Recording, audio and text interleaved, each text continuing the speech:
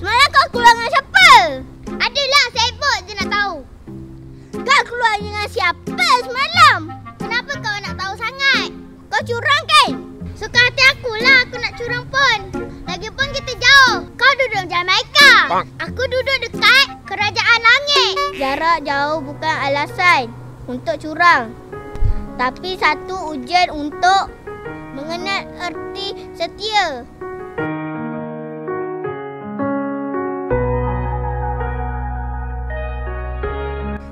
Aku nak berak dengan kau juga.